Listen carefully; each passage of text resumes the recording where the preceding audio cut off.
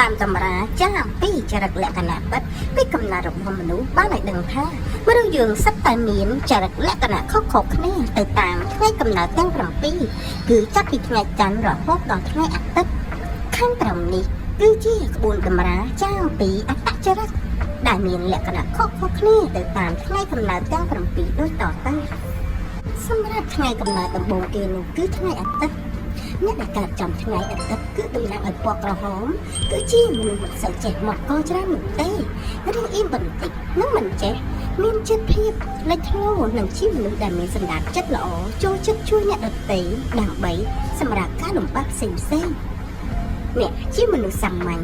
ហើយរាល់ការងារសម្រាប់ចិត្តនិងការជ្រើសរើសគឺដោយខ្លួនអ្នកផ្ទាល់និងពេលដែលមានបញ្ហាអ្នកមានភាពឆ្លាតវៃក្នុងការរកដំណោះស្រាយបានយ៉ាងងាយ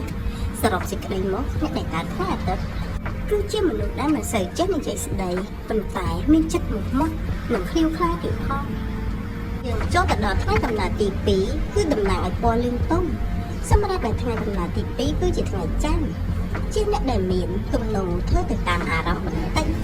ដោយពេលខ្លះឆាប់អន់ចិត្តនិងពេលខ្លះក៏ឆាប់សប្បាយចិត្តតែជាមនុស្សស្គាល់ពីរបៀបគ្រប់គ្រងអារម្មណ៍របស់ខ្លួនបានយ៉ាងល្អនិងអ្នកមាន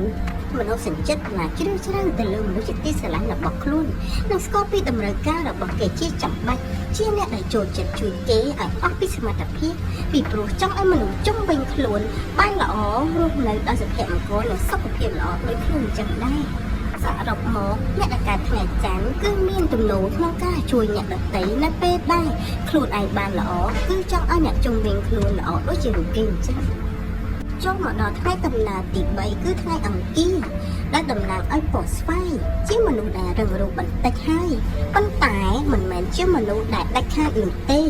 ជាមនុស្សដែលចូលចិត្តឈរនៅលើគោលការណ៍របស់ខ្លួនឯងជាធំតែម្ដងដោយមិនខ្លាចខុសឬក៏ត្រូវឡើយព្រោះតែ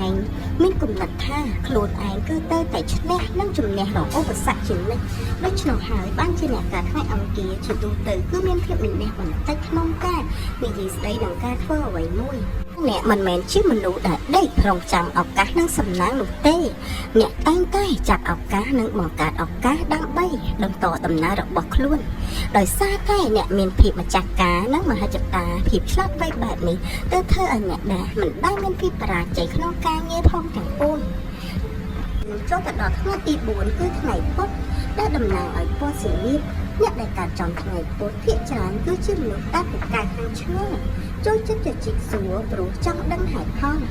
ដរាបណាមិនទាន់បានចម្លើយនោះតម្រូវណានឹងមិនឈប់ឆ្ងល់នោះទេជាមនុស្សដែលពូកែតាមបត់បែនតាមគ្រប់កលៈទេសៈទាំងអស់និងជាមនុស្សដែលចូលជំនុំចំណោមគេចោះគ្រប់មនុស្សចម្ពោះទាំងអស់